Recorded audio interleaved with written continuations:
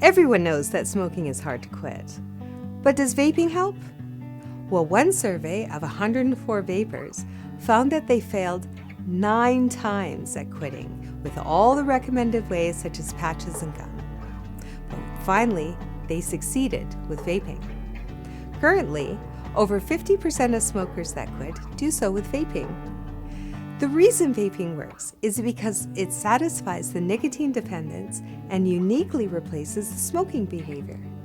Also, vaping offers thousands of flavors to help the smoker replace the taste of smoke with something better, and try new flavors keeps it interesting.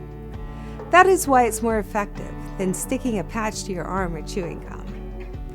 The vaping industry is a result of smokers' demand for a safer alternative. As of 2021, there are 82 million vapers worldwide.